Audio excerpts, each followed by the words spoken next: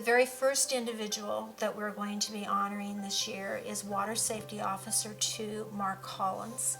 At the end of our shift, heard the call for a fisherman that fell off the cliff down at McKenzie State Park. Mark was instrumental in saving a fisherman who had been swept off the cliffs. Mark did not hesitate during very high surf, really rough conditions. Yeah, the day was a rough day, strong winds, pretty high surf. As soon as the call went out, my captain called and I answered it on the first ring, and he said, "Do you want to go?" And I said, "I'm going." Got in my personal vehicle and went down to McKenzie State Park.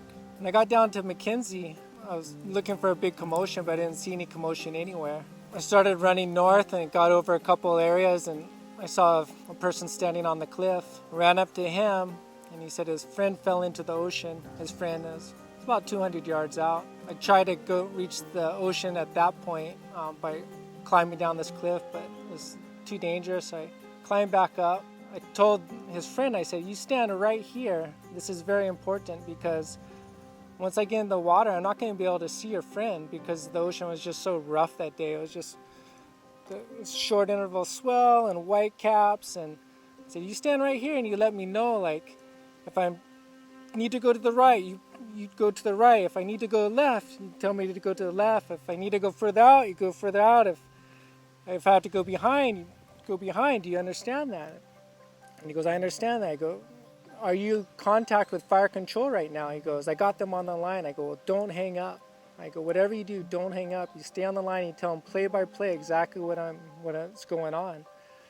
So I headed down the coast, made about 400 yards to a safer spot where I could rock climb down about 20 feet and then go across like mid-face of this cliff, then jump in about 20 feet down into the ocean at the spot where I knew it was safe to jump in. And he was able to get to this person just prior to the person going down. About 10 feet from the victim, I stopped. The victim was holding on to like this little cooler and kind of had upside down for the air was trapped in it.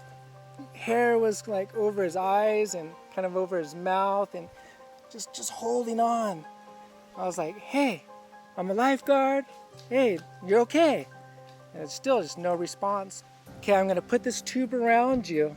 You're gonna be okay." So I put the tube around him, and finally he got the first words out, and his first words was like, I'm gonna die." I go, "You're not gonna die." And then his eyes just like closed. And when his eyes closed, I just shook him. I was like, "Hey, wake up. You gotta keep awake here. You gotta help me. I need your help." He'd be okay for about 3-4 minutes, and his eyes would just close again. And put his head back up, try to keep his head up. Like, "Hey, keep your eyes open. You know, they're coming." Due to Mark's quick actions and his willingness to go out, and this individual was able to be saved. Couldn't help but think of all the resources that were being used that day and just be part of that team, be part of the Hawaii Fire Department. And it was a real team effort.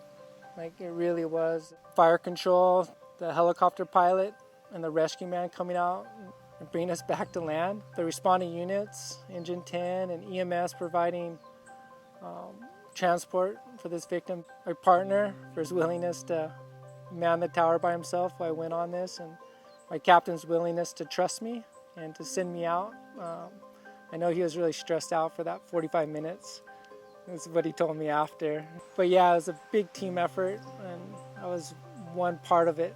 And I'm really fortunate. I feel very blessed to receive this award and be recognized. But I'm very thankful for the Daniel Sayre Foundation, for you guys' willingness to support us with essential equipment that gives me the chance to make it home safe to my family at the end of the day. What we've discovered through presenting this award is that Mark has done this numerous times over the years, not just this time, but many, many other times as well. So we are so honored to be able to honor him.